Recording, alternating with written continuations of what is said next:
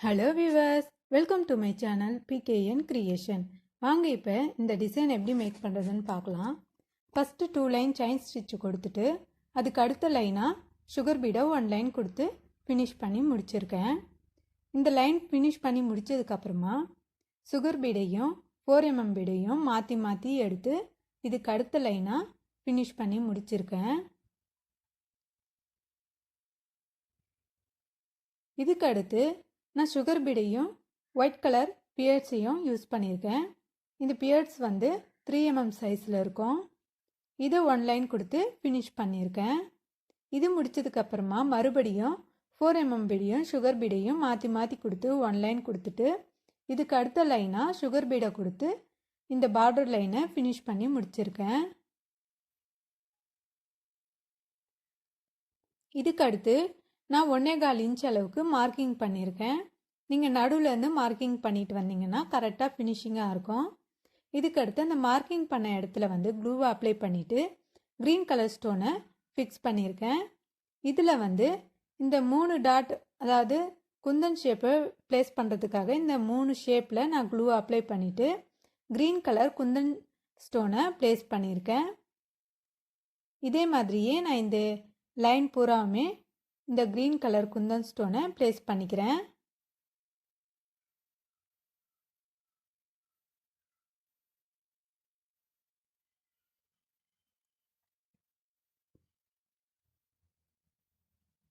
இது முடித்ததுக்கப்புறமா இந்த ஸ்டோனுக்கு பக்கத்தில் இருக்கிற அந்த கேப்லேயும் நான் க்ளூ அப்ளை பண்ணிவிட்டு க்ரீன் கலர் ஸ்டோனை ப்ளேஸ் பண்ணியிருக்கேன். இந்த ஒவ்வொரு ஸ்டோனுக்குமே நான் சுகர் பீடை அவுட்லைனாக கொடுத்துட்டே வரேன். ஃபஸ்ட்டு அந்த ரவுண்ட் ஷேப்பில் இருக்கிற ஸ்டோனுக்கு வந்து அவுட்லைன் கொடுத்துட்டு அதுக்கடுத்து குந்தன் ஷேப்பில் இருக்கிற ஸ்டோனுக்கு நீங்கள் அவுட்லைன் கொடுத்துட்டு வந்தீங்கன்னா சுகர் பீடில் உங்களுக்கு கரெக்டான ஃபினிஷிங்காக இருக்கும். இதே மாதிரியே இந்த ஸ்டோனுக்கு எல்லாத்துக்குமே நான் சுகர் பீடில் அவுட்லைன் கொடுத்து ஃபினிஷ் பண்ணி முடிச்சுக்கிறேன்.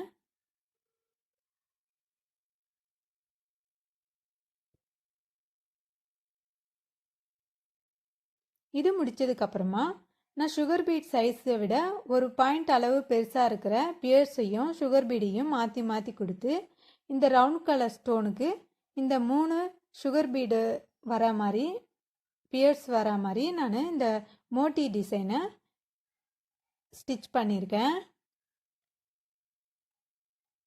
இதுக்கு அடுத்தபடியாக அந்த குந்தன் ஷேப்பில் இருக்கிற 3 ஸ்டோன் வச்சுருக்கோம் இல்லையா, அந்த இடத்துல அந்த கேப்பில் எல்லாத்துலேயுமே இந்த மாதிரி ஃபில் பண்ணி முடிச்சுக்கிறேன்.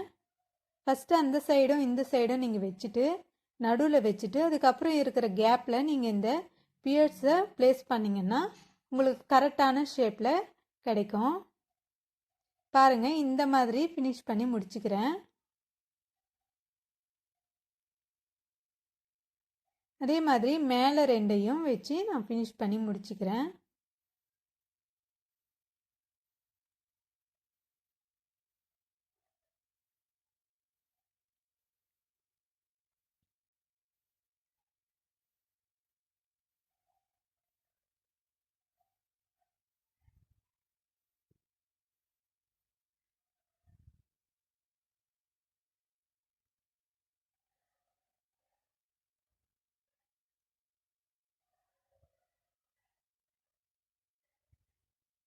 இது முடித்ததுக்கப்புறமா நான் அந்த சைடும் இந்த சைடும் ஒரு 2 இன்ச் அளவுக்கு கேப்பில் இந்த மாதிரி கர்வ் லைன் வர மாதிரி நான் வரைஞ்சி வச்சுருக்கேன்.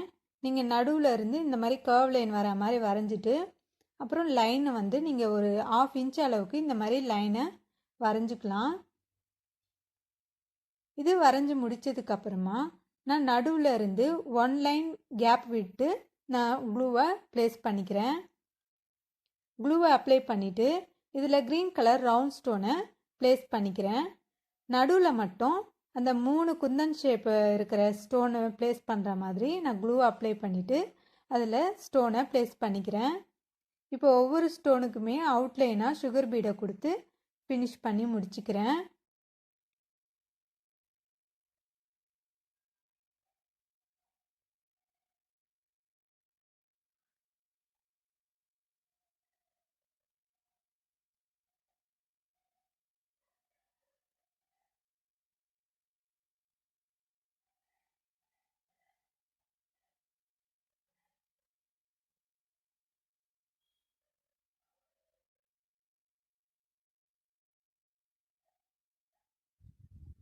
இது முடிச்சதுக்கப்புறமா நான் மறுபடியும் ஸ்மால் சைஸில் இருக்கிற பியர்ஸையும் சுகர் பீடையும் மாற்றி மாற்றி எடுத்து இந்த ரவுண்ட் ஷேப்புக்கு இந்த மோட்டி டிசைன் வர மாதிரியும் நான் டிசைன் பண்ணியிருக்கேன். ஃபஸ்ட்டு இந்த சைடும் அந்த சைடும் கொடுத்துட்டு அதுக்கப்புறம் நடுவில் கொடுத்தீங்கன்னா உங்களுக்கு கரெக்டாக இருக்கும். இதுக்கு அடுத்து இந்த மூணு குந்தன் ஷேப்பு ப்ளேஸ் பண்ணியிருக்கோம் இல்லையா, க்ரீன் கலர் ஸ்டோனு, அதுக்கு வந்து மேலே 2 ஒயிட் கலர் பியர்ஸையும் கீழே வந்து இதுக்கு முன்னே பண்ண மாதிரி அதே மாதிரி டிசைனில் நான் ஸ்டிச் பண்ணி ஃபினிஷ் பண்ணியிருக்கேன். இது முடிச்சதுக்கப்புறமா ரவுண்ட் கலர் ஷேப்பில் இருக்கிற அந்த ஸ்டோனுக்கு இந்த மாதிரி மோட்டி டிசைனில் ஸ்டிச் பண்ணி ஃபினிஷ் பண்ணிட்டேன்.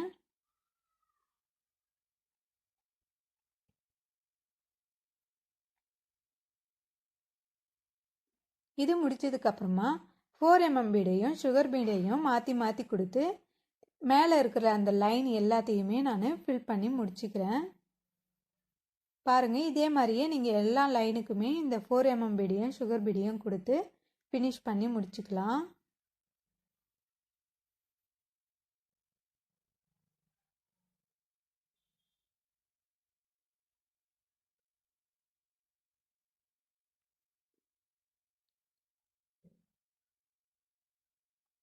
இப்போ வந்து கீழே இருக்கிற கேப்பில் இந்த தேவதாஸ் சம்கின்னு சொல்லுவாங்க, இதுக்கு பேர்.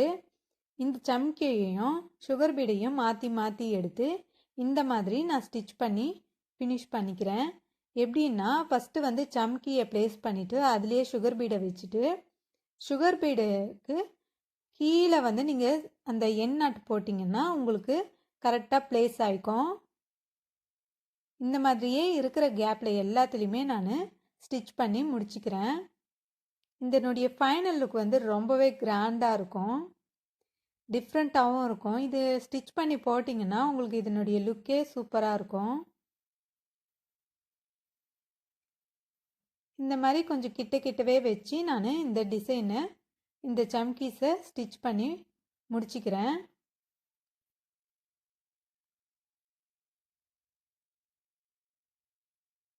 இது முடிச்சதுக்கப்புறமா இதனுடைய ஃபைனல் லுக் இப்படி தான் இருக்கும்.